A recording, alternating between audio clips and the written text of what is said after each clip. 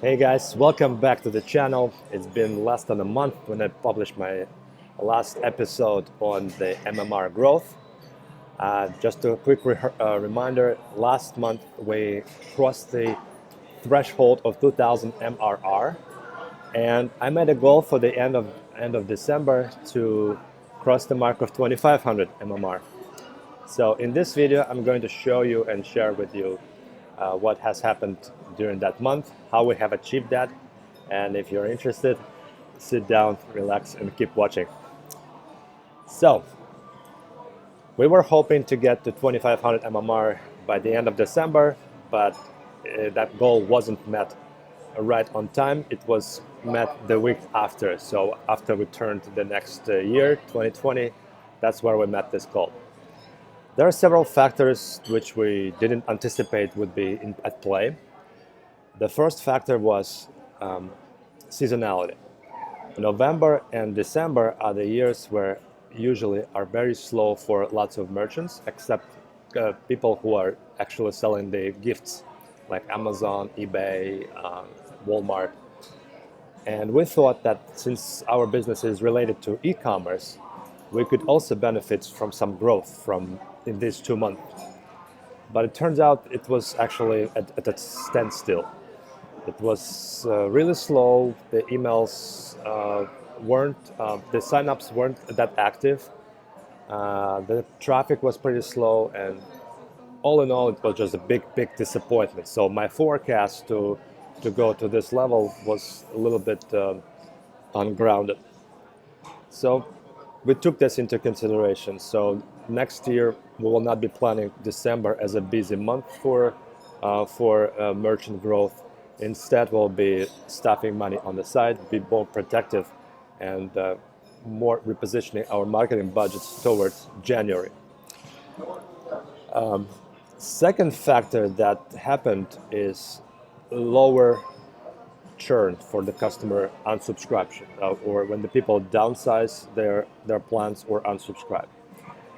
I've read some articles on Medium, and the people in the general consensus was we have to listen to the customers who are unsubscribing, because this is the only way you're going to learn about shortcomings of your product. So we did implement the way for people to unsubscribe harder. So they have to email the support and talk to the manager and explain the reason. So now we can, instead of giving people an impulsive decision to unsubscribe, we have make it a little harder to do that. So this magically had lowered the churn rate by a factor of 2, by 50%, which is a great achievement, because we're still having the same level of growth, but we're having the same twice less level of attrition. So the churn rate is very important, and it also provides us the valuable feedback, what's wrong with the product, what we can be improving on, and so on and so on. Back in December, we received a couple of negative feedbacks from our WordPress users, and I was trying to get in touch with them and discuss with them. For some reason, WordPress is a very hard platform to deal with. People there are just generally angry, and administrators, the moderators who are in charge of the reviewer forums, they're also very angry people, and you cannot really deal with them. And I just give up because bringing them to some kind of consensus, common denominator is impossible. So instead, we focused on the positive reviews. So we try to more actively ask users for positive reviews, so they will eventually, in the long run, will cancel out the negative reviews. And at the same time, negative reviews sometimes could be productive, so they point out on some oversights that we have had in our product, which was a very significant one. It was VP Forms. This plugin now has replaced the Contact Forms 7, which was popular a few years ago, and now VP Forms is now the next the standard industry.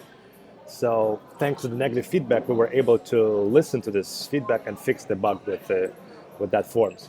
So now the product works even better for WordPress users. So we look forward to new ways of using this. Third thing that really worked well is the email marketing.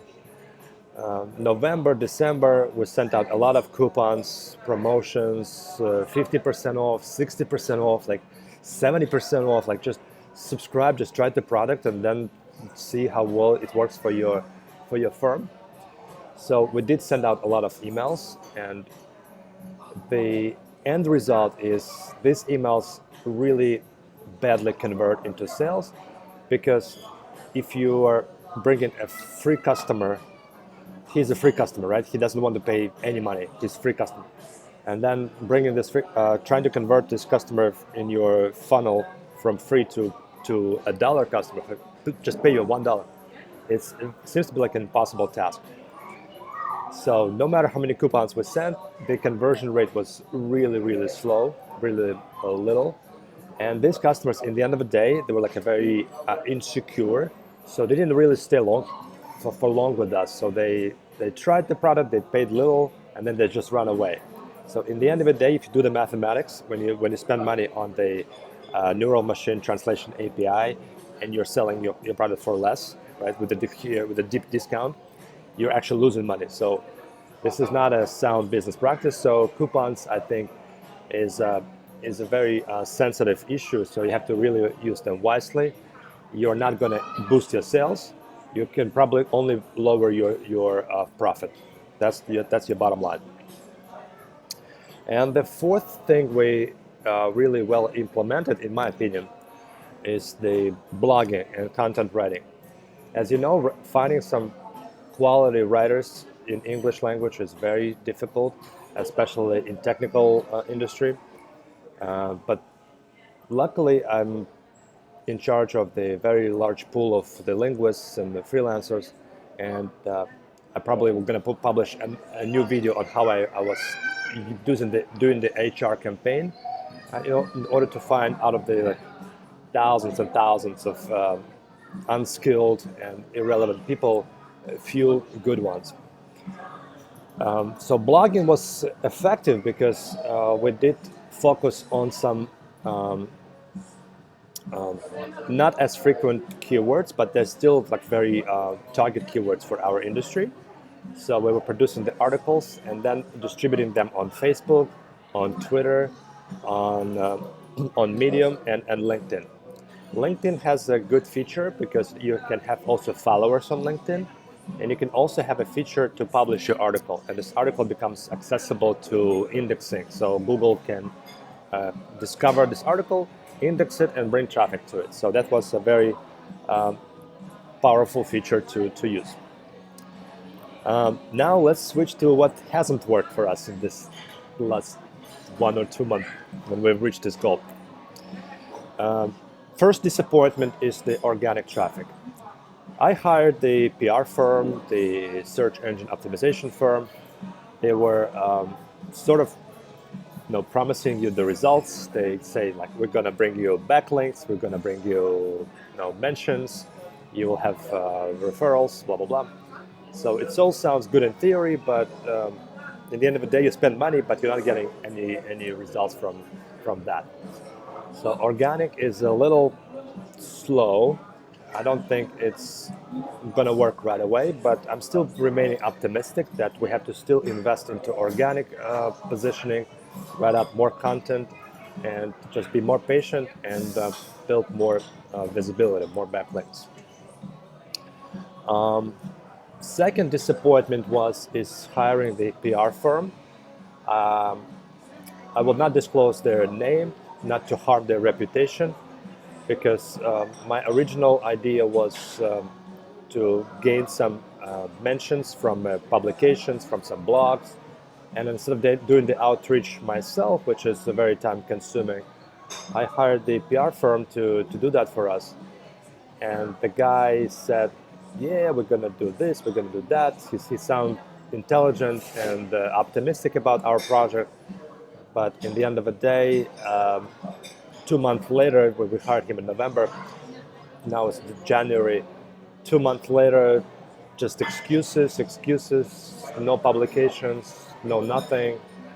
So I don't know, it seems like we were we were the first paid customer for them, so they're not really prepared to do anything yet. So we will see. We'll see. I'm not going to leave them negative feedback yet. I'm just not disclosing their names. I'm only mentioning this as an example that you can also get into such a situation when you're hoping you're going to get something out of your outreach, but your industry could have very low response rate. People can just be busy and not really caring about writing you back. So just wait for it. And lastly, I would say the disappointment so far is the referral program, the affiliate program. Affiliates sounds really good in theory, and we designed a program that would give people bonuses, rewards, some additional perks for referring more users. And there was a first threshold, the first bonus you're going to get if after you refer 3 users. And oops.